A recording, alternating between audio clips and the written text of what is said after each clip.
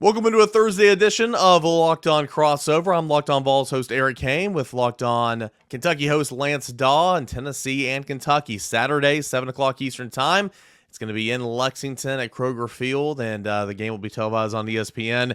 It's the latest rendition of the Border Bowl, one of the oldest rivalry games in the SEC, but in the country as well. And Lance, it should be an exciting one. Both teams coming in with 5-2 records. Both teams are, let's see here, 2-2 in Southeastern Conference play.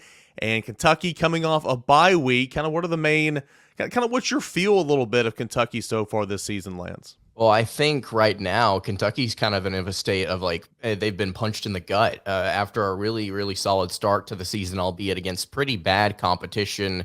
You get a big win against Florida there at the tail end of it. Kentucky is just kind of fallen apart. And obviously you don't expect to go on the road and beat the number one team in the country in the Georgia Bulldogs. But the way that Kentucky has lost these last two games, I think has really not necessarily allowed portions of this fan base to kind of check out here. But it really does seem like the fan base is frustrated with the job that Mark Stoops and co have done. And he's responded in a couple of different ways through different outlets that he's appeared on, and he's given his take on, well, if you want more production, you're going to have to fork over more money, and everybody's got different opinions on that, and it's just kind of been a very tension-filled past couple of weeks, and that loss against Missouri last week, Eric, really put a damper on what people thought could potentially be a very good season this year, and right now with the way that this offense is playing, I don't really know if there are a lot of fans that are excited about the remainder of this schedule, because you and I were talking about it before we went on air here.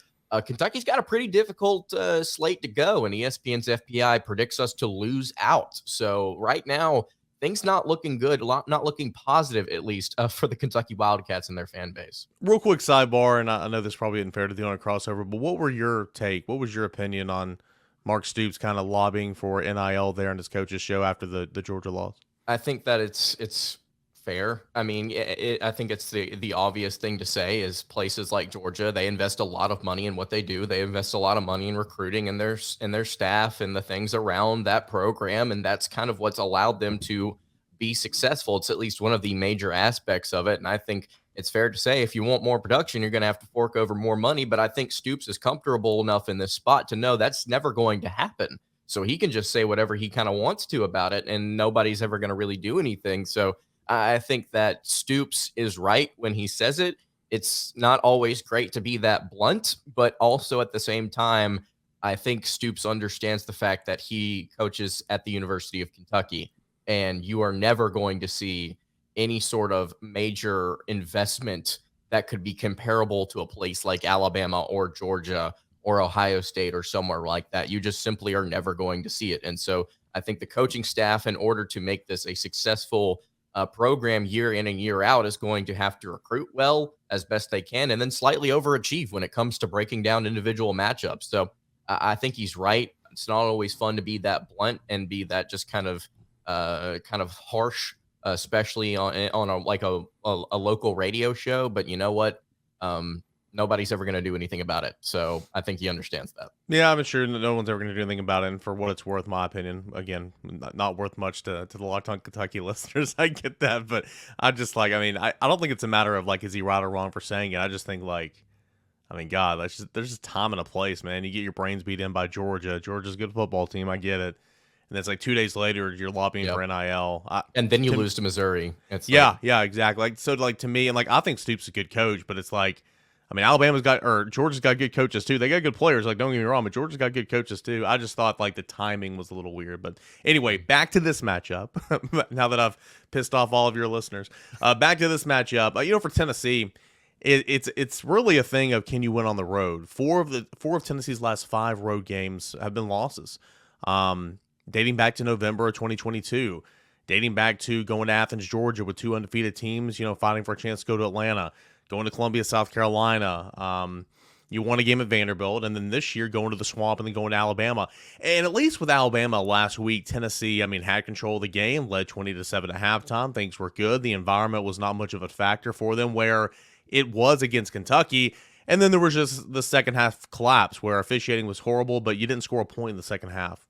You got outscored 27-0. You're not going to win games doing that. So The thing is, can you win a game on the road? You've won a lot in Kentucky. You've won a lot over Kentucky historically in the series, but obviously Kentucky's in a different place with Mark Stoops in the last decade or whatever, and it's a really really good football team. Really solid football team. Joe Milton, we'll talk about in a moment. He struggled this year. I thought he had a good game last week. Tennessee's improved on the the line of scrimmage, on the defensive line of the scrimmage, and all that. But in terms of like kind of this matchup, I felt like for both of these programs, sitting at 5-2 records, like if you want to achieve, neither one of these teams are going to Atlanta, in my opinion. If you want to achieve, a 9-win season and kind of some momentum going into the next year and feel good, because I picked Tennessee to be 9-3 this year.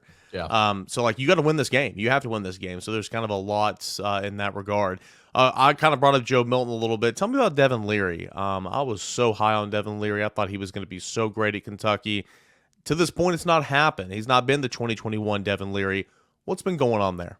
He's been underperforming, and I think a lot of it has to do with this receiver room on top of that. I think it's a combination of both. You can't really blame one heavily over the other. You look at his numbers so far this season, he's only completing 54% of his passes, which is something I don't think I would have said or predicted coming into this season just based on his numbers when he was healthy at NC State. Something I did say, I think, at the beginning of the year, it's like in his freshman year, we got to see him maybe take a little bit of a dip in terms of production. And that's fine because he was a freshman, but I really don't expect him to stoop to those levels again. And then he's back there at a place like Kentucky where you would have expected all of these different positive things heading into the season to just kind of allow him to work out. You're bringing in an experienced transfer quarterback who's playing with one of what we thought was one of the best receiver rooms in the entire nation. We are also bringing back Liam Cohen, who was really good for Kentucky. It's what made Will Levis look good in that 2021 season, bringing him back at offensive coordinator. And then also you're bringing in a 1,000-yard rusher from another SEC team. So you would have expected all of these different things to combine to say Devin Leary's going to have a really good season for Kentucky to kind of close out his college career. And he has just simply not been on the same page as his receivers every single step of the way so far this season. He has underthrown balls. He has missed passes. He has just lacked communication with his receivers at times. It looks like whenever they're trying to execute downfield throws at times. He's also been a little bit more turnover prone than you would have expected. 7 interceptions to date, 2 in the most recent loss to the Missouri Tigers. Only 120 yards passing in that game, by the way, 128 in the game prior to Georgia. Kentucky has just lost any semblance of a passing game here. And it's really, really interesting to say that, Eric, considering where we were a season ago with the fact that Kentucky couldn't run the ball at all. They were probably one of the worst rushing attacks in the SEC and the nation. And then all of a sudden now, the only thing that they can do is try and establish some semblance of a ground game with Ray Davis while hoping on occasion Devin Leary is able to complete a pass or two to Berrien Brown or Dane Key. And these are not bad receivers, Tavion Robinson included. This is not a bad receiving core. I refuse to believe that. I'm not really sure what's going on. I've been saying that for weeks. I am just genuinely shocked at the fact that these guys have not put it together. And the worst part about it is I don't think the offensive line has been particularly bad either. That was a huge sticking point for us a season ago. That's why Kentucky couldn't run or throw the ball consistently. Now you've got the pieces and you've got the coaches, and they just have not been executing. And it's something that has really frustrated me, even through that first month of the season where you saw these really easy games for Kentucky almost kind of get away. Something that I keep going back to is like, man, this team can do something like beat the brakes off Florida, but they almost lost to EKU. Yeah. How do you have that floor and ceiling? And so that's just the concern here right now with Devin Leary is he's not shown consistency.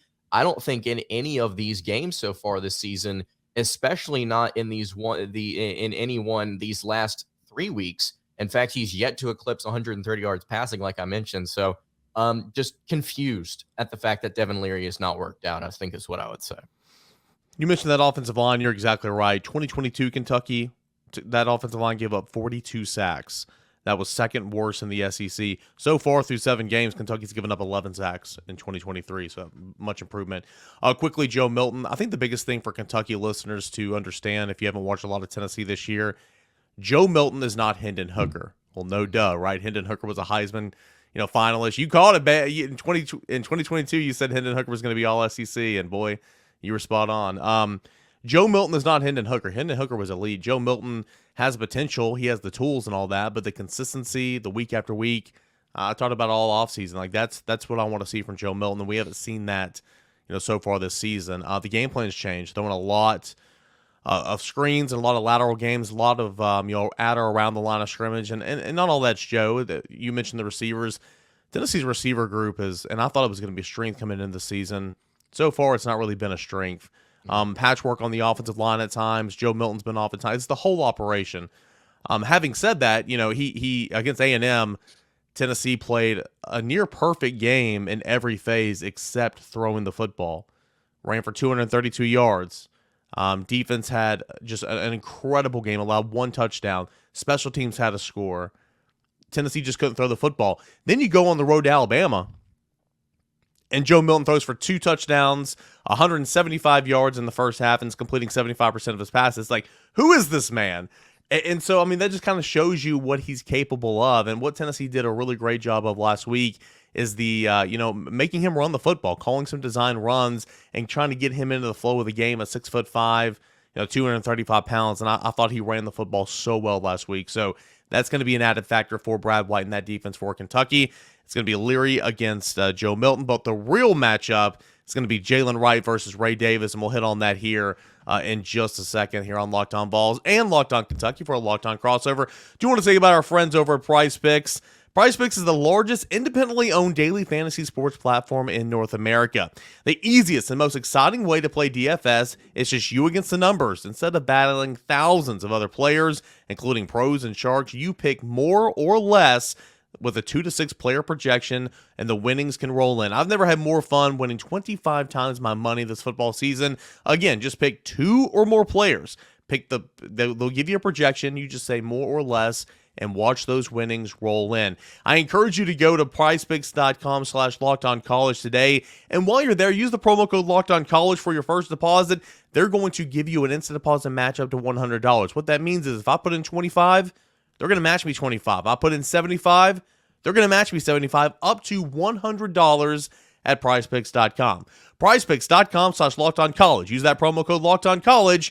Again, that's at prizepicks.com. And another big shout out to our friends, LinkedIn Jobs. These days, every new potential hire, it can feel like a high-stake wager for your small business. You want to be 100% certain that you have the right access to the best qualified candidates available. That's why you got to check out LinkedIn Jobs. LinkedIn Jobs finds the right people for you faster and for free. We all have tried to take a step in our career. We've all put our resume online at LinkedIn, hopes of getting a job interview or whatever. Maybe you are, where you want to be. Maybe you're a small business owner, but you need some help. You can't do it alone. You need somebody qualified, and you need somebody that you can trust. Well, LinkedIn Jobs has your back. You post your job online, simple tools like screening questions, make it easy to focus on people that you want to see that are qualified with the right skills that you can ultimately interview and then hire. It's why small businesses rank LinkedIn Jobs #1 in delivering qualified hires versus its leading competitors. LinkedIn Jobs helps you find the qualified candidates you want to talk to faster and for free. Post your job for free. That's at linkedin.com/lockedoncollege. LinkedIn.com/lockedoncollege to post your job for free. Terms and conditions do apply. Welcome back into a Locked On crossover Thursday. I'm Eric Cain with Locked On Vols, Lance Dawe with Locked On Kentucky. We talked a little quarterback. Underwhelming, I think, would be the appropriate word to talk about the quarterback matchup. I think the reason Joe Milton's not been as consistent and Devin Leary's not been, well, quite frankly, to this point, anything, is why the quarterback position in the SEC is kind of down. 2 big reasons why the quarterback position is kind of weak this year in the SEC. But underwhelming, I think, is fitting to describe that matchup. Let's talk about a matchup that everybody wants to talk about. Ray Davis, transfer from not Temple, Vanderbilt, and now he's at Kentucky. And then you got Jaylen Wright, and the rest of the Tennessee run game was kind of shut out there at Alabama last week. Need to get that going. Came into the game leading the SEC in rushing. Tell us about Ray Davis, man. Of course, we all know about that big game at Florida. What else has he done? He's leading the SEC in 13 total touchdowns. I didn't know he was this big of a threat out of the backfield as well.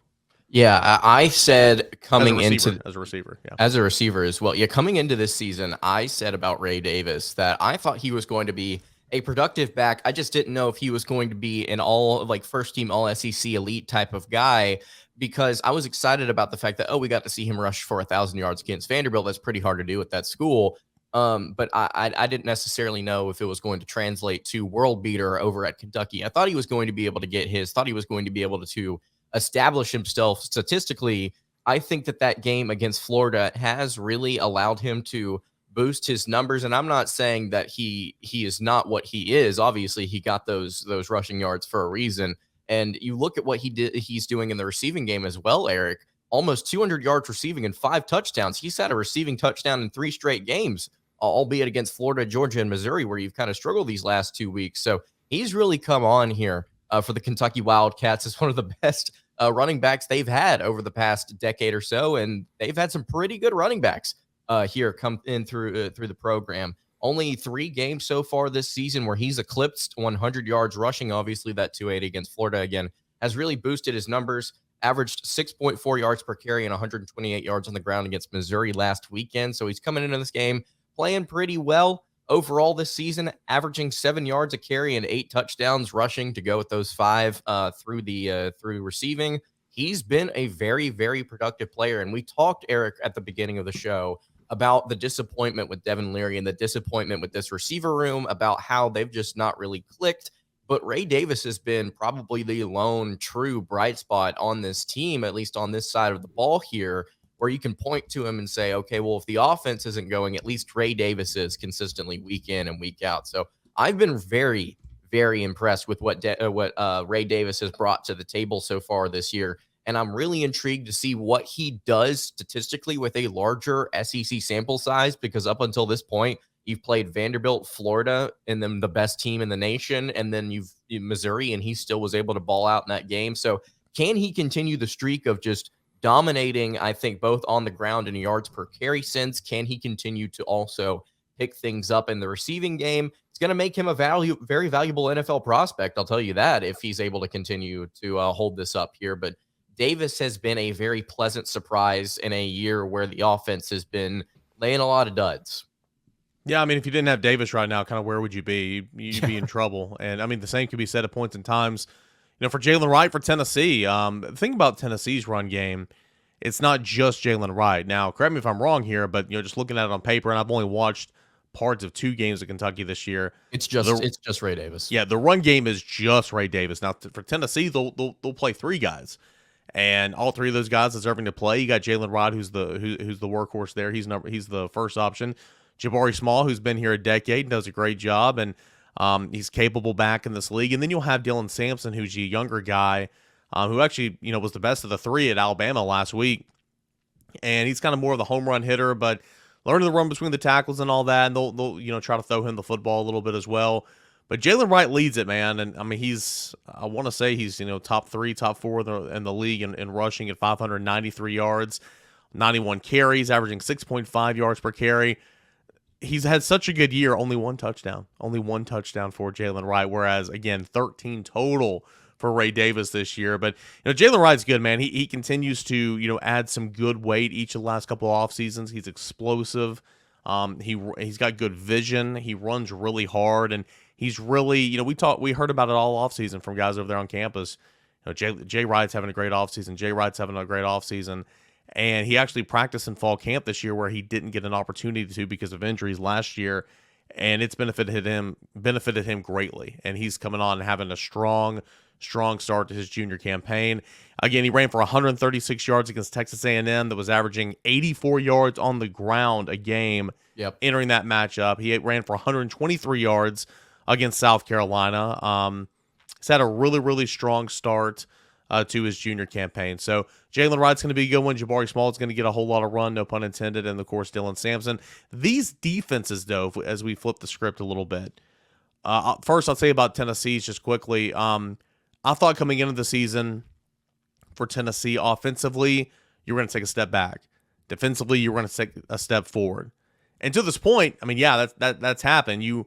Tennessee was outscored 27-0 in the second half at Alabama, but really it was 20-0 defensively because there was that scoop and score touchdown that Alabama got on defense. But overall, you have gotten after the passer. Tennessee's defensive line has been really, really good. You know, one of the leaders in the SEC in sacks. Of course, James Pierce is up there individually with Braswell and Dallas Turner of Alabama.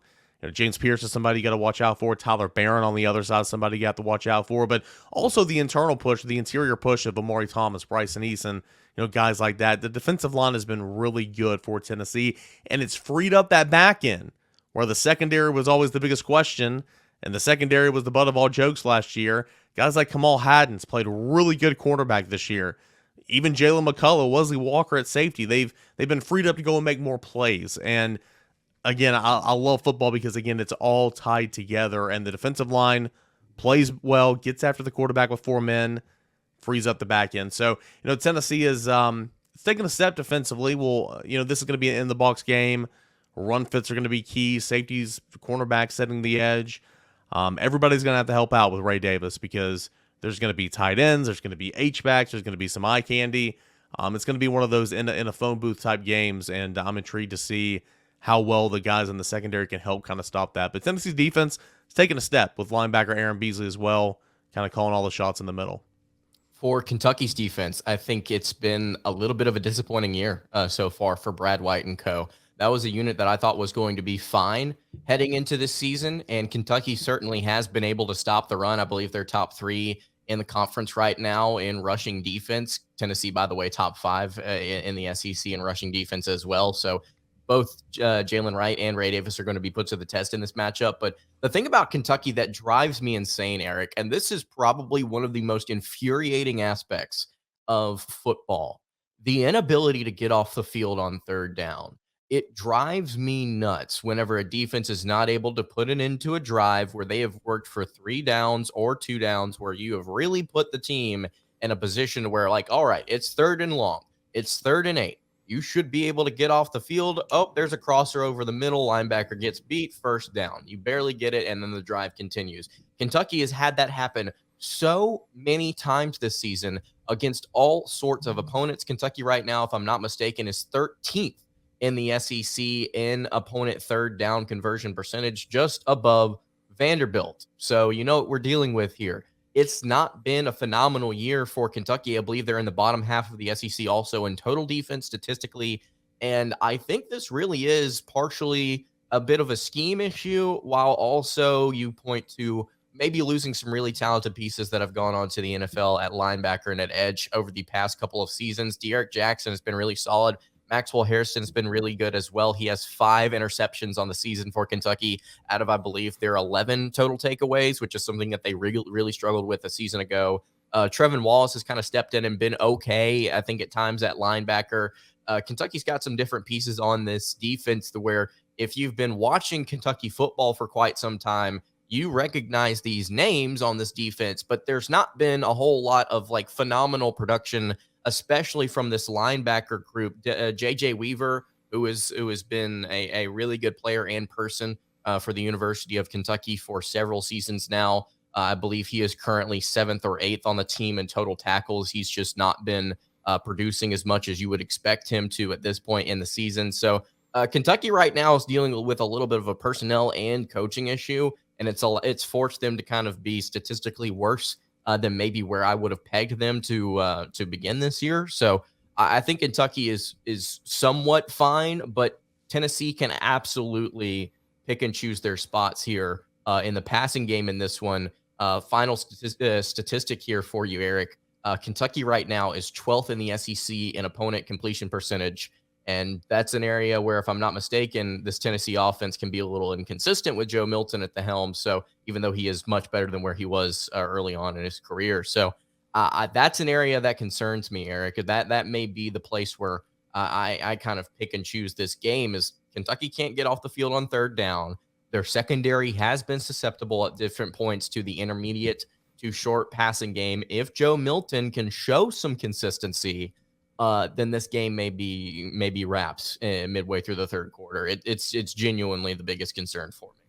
Well, to give Kentucky some reasons to smile, I guess, or have some optimism, better phrased, Tennessee is so bad on 4th downs. It's incredible. Tennessee can't convert a 4th down. Tennessee entered the Alabama game 3 of 10, over 3 on 4th downs, 2 of which were on your own side of the 50, with a lead in hand. Cool. it's a story for another day. Actually, it's Monday, Tuesday, and Wednesday. You can already go back and listen to that at Locked On Vols. But anyway, yeah. In Tennessee, get this stat here. On 4th and 2 or shorter this season, Tennessee is 1 for 6, 0 for 5 the last 2 weeks. It's been bad, man. It's been really, really bad. So there's that. You got a cornerback and Maxwell Harrison, who's a freaking stud for Kentucky, 5 interceptions, team leading 44 tackles. I mean, how does that even happen at cornerback?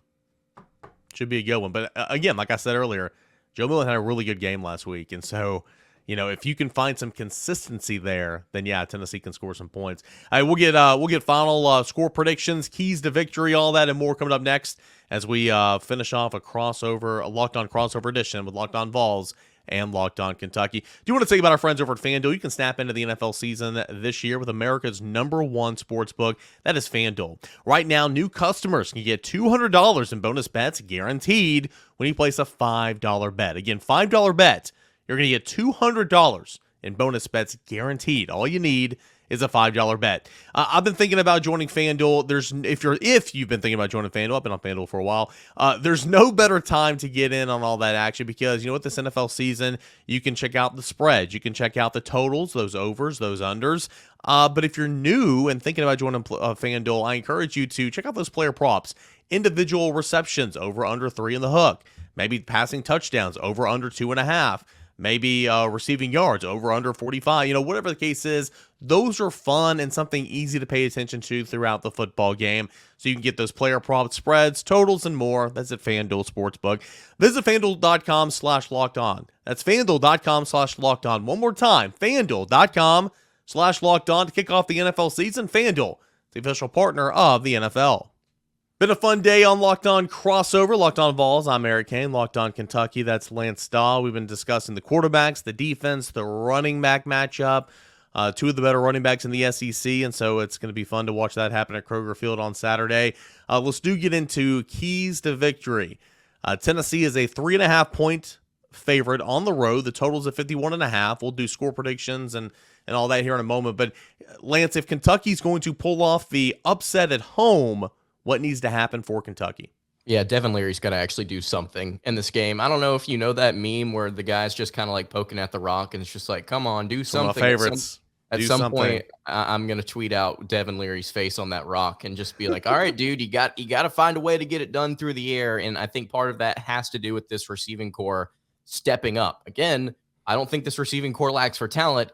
I certainly don't think Liam Cohen is out here lacking whenever it comes to scheme. It's just simply comes down to the execution. Run your routes, run them correctly, catch the passes. That's also been a huge sticking point that we didn't even talk about. I believe Devin Leary actually leads the SEC in drop percentage, and then therefore the yards that would have been collected had those passes been caught. So Kentucky's got a lot of work to do in their passing game, and I don't necessarily know if they're going to figure it out considering we're heading into our 8th game of the season. But if Kentucky's going to pull off this upset, I think that's the first thing we got to start with outside of maybe a defensive takeaway here. Devin Leary has to be better because you may not be able to rely on Ray Davis running the football. Like we mentioned, both these teams pretty good at stopping the run. So if you are going to move the ball and score in this game, you got to be able to get your quarterback going. And it's just so frustrating at this point that you haven't been able to, considering the situation. No one's hurt. Everything's fine. You just have to go out and execute. Offensive lineman Kenneth Horsey, he was back last game, right? Yes, I believe so. Yeah, he missed a lot. He came into the season with 33 straight starts, played the opener, and then missed 5 straight games. I think that's big for the offensive line that we've already mentioned for Kentucky that's most improved. When I look at this game, it's pretty much just straight at you, right? Like it's in your face, like from a Tennessee perspective. You don't have a quarterback that's really dynamic on the other side. And again, anybody that listens to Locked On Vols in the offseason talking about what's going to happen this season knows that I thought Devin Leary was going to be a stud. I mean, 2021, Devin Leary is one of the best quarterbacks in the country. I mean, he really was. 35 touchdowns, 5 interceptions, dealt with an injury last year. Even before that injury, he was pretty good. And then so far this year, it just hasn't clicked. Now, Tennessee fans are saying, well, this Saturday it's going to click, right? We'll see what happens. Hopefully not, right? But when I look at this matchup, like nothing is too dynamic. It's just kind of like straight at you. So for Tennessee, you just be who you are. Do what you do at a high level. I know that's coach speak. Run the football. Get back to running the football. Couldn't run the football in a traditional sense last year at Alabama. Run the football. Get your tempo. Get going the speed that you want to, and then let Joe Milton build off that. Because if you get the Joe Milton that was there in the first 2 quarters against Alabama, man, that's a really, really good Joe Milton that can win you a whole lot of football games. But you got to get Jay Wright going. You got to get this run game going, and got to get that tempo going as well. Something with Tennessee, Kentucky the last couple of years, Tennessee has scored on explosive plays, a lot of explosive plays. You haven't seen Tennessee really drive and sustain long drives against Kentucky. It's going to be a challenge this year because that's who Tennessee is offensively. And then when you do that, you've got to finish. Tennessee just couldn't finish in the red zone last week. 1 for 4 in terms of scoring touchdowns in the red zone at Alabama, and you are not going to beat good teams on the road in this league without finishing in the red zone. So be who you are offensively. Run the football. Let Joe Milton build off that. Finish in the red zone. And, I think that if you score and you do what you're capable of, I'm not sure Kentucky on the other end is built to come from behind as well as some other teams on Tennessee's schedule. Defensively, you got to have your run fits. I mean, you got to play inside out. I think gap integrity up front is going to be huge this week for Ray Davis. He's quick enough. His vision is good enough to see those creases, shoot through those creases, and be off to the races. I wouldn't say he's a dynamic speedster. Obviously, he's fast enough, but he's about 220 pounds at 5'10". He's a load. You got to hang on and wait for some help to get there. But play inside out at linebacker, gap integrity on the defensive line. Run fits are going to be key for the corners to set the edge and for the safeties to come up and help. Again, just kind of be who you are and see what happens. Final score predictions. Lance Dawe, what do you think is going to happen Tennessee and Kentucky on Saturday at Kroger Field? Yeah, like you said, I think for Kentucky, the big thing here is just making sure that Joe Milton doesn't get into a rhythm, getting off the field on 3rd down, and then allowing your own passing game to actually go out there and execute for once this season. I think that right now I'm leaning towards Tennessee in this one. I just don't feel comfortable taking the Wildcats at home with the way that they're trending at the moment for Mark Stoops to make the comments that he has over the past couple of weeks after getting absolutely destroyed in Athens, and then frankly getting your head beat in at home against Missouri, who is a good team, somebody I did not expect to be very good this season. Same. Now you're at home against the Volunteers, and it's a team that's just mollywopped you, I believe, if I'm not mistaken, a season ago. So I'm going to take the Vols in this one. I'm going to go 30-24. I think Kentucky scores late to make this one close. I think the Vols do cover the spread there, but I think that at the end of the day, Kentucky's not able to do consistently what we want them to do, which is try and get off the field more often. I don't know if Kentucky's going to be creating a ton of turnovers in this one. I think Tennessee's going to end up being the team that shows that they have a little bit better of an identity on that side of the ball, and then therefore they're able to establish it a little bit more. Yeah, I mean, I think that this is the game where Tennessee could be up multiple scores, but like you said, I think Kentucky could score late, make the final score look a little bit closer. I think Tennessee covers the 3.5 and Tennessee wins. But for some reason, I mean, every time it's like when this game's in Knoxville, it could be noon, it could be 3:30, it could be or 4:00 SEC Network, it could be a night game. When this game is in Lexington, it's always at night. It's always cold. It's not going to be as cold this week, but it's always cold, and they're always close. And it's a matter of this play or that play. I remember in 2021, man, Will Levis, he was certainly not Will Levis in 2022, but he really hadn't gotten going at that point. And then in the first half, threw it 29 times. Will Levis was incredible in the first half against Tennessee back in 2021. It's those types of games where somebody steps up, makes a play, and it comes down to the nitty gritty. But I just think I like Tennessee in this matchup. I think Tennessee it matches up so well against Kentucky. And if you be who you are and run the football and really stop the run, then I think Tennessee can win by multiple scores. So I'll say 35-21, but wouldn't be shocked if it's closer than that. I've got 2 things here for you, Eric. First of all, if this was basketball season, we'd be having a significantly different conversation. Thankfully, that's almost here for us, and I'm very excited about that. The second thing, you might have seen this, and this was a tweet from our friend Chris Marler. He had a fun fact about Josh Heupel and what Tennessee does coming off of losses. Underneath Heupel, Tennessee is 7-1 coming off a loss, and they average 51.8 points per game in those 8 games. And have a margin of 38.3 in those 7 contests as well. So Tennessee, after catching a loss, they normally rebound pretty strongly. So we'll see what happens this weekend. It's a good way to end it if you're a Vol fan listening to this crossover edition for sure. 7-1 and scoring an average of 50 points. So, we'll see what happens.